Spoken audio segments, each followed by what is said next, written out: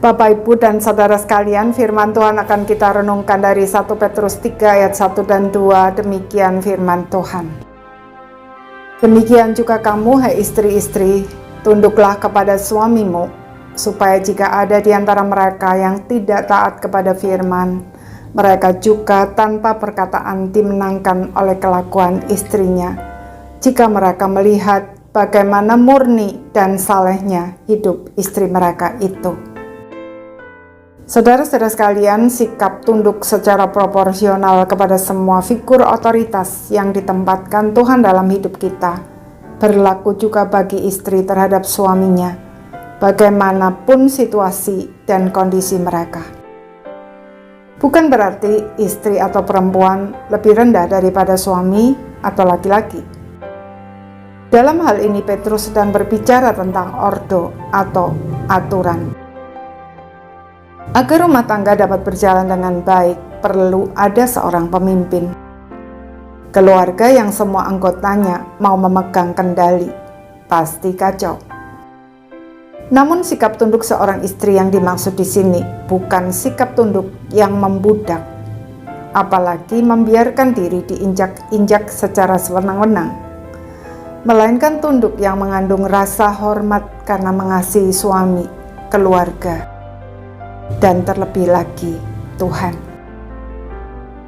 Saudara, menjadi seorang istri yang takut akan Tuhan memang tidak mudah. Diperlukan keahlian untuk bisa menyatakan kebenaran tanpa menggurui, mengarahkan tanpa menjadi dominan, mengerjakan banyak hal tanpa menonjolkan diri, tekun beribadah tanpa memamerkan kesalehan, dan lain sebagainya. Tujuan dari semua itu adalah supaya para suami yang tidak taat kepada firman atau yang belum menerima Kristus tanpa perkataan dimenangkan oleh kelakuan istrinya. Maksudnya, kehidupan istri yang taat kepada ordo yang ditetapkan oleh Allah tersebut membuat suaminya sadar bahwa Allah yang disembah oleh istrinya itu pasti luar biasa, sehingga dia terdorong untuk juga mengenal dan menyembahnya. Saudara, ada seorang istri yang suaminya walaupun mau beribadah di gereja, tidak pernah mau diajak berdoa maupun membaca Alkitab.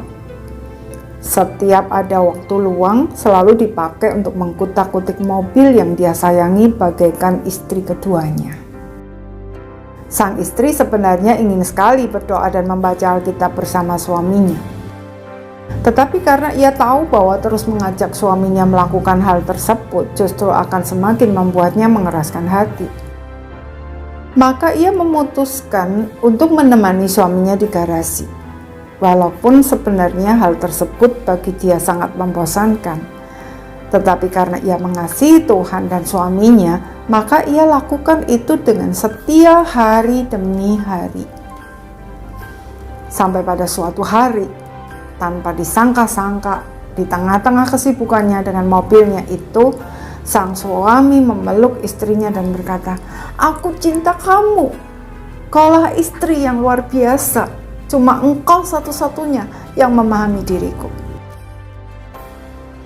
Sejak itu, sang suami sendirilah yang mengajak untuk mereka bersama-sama berdoa dan membaca Alkitab setiap hari. Saudara, saya tidak bermaksud agar semua istri melakukan hal yang sama. Setiap pasangan itu unik, tetapi mari kita belajar taat dengan bijak kepada ordo yang telah ditetapkan Tuhan. Maka kita akan mengalami bagaimana Tuhan memulihkan keluarga kita. Amin.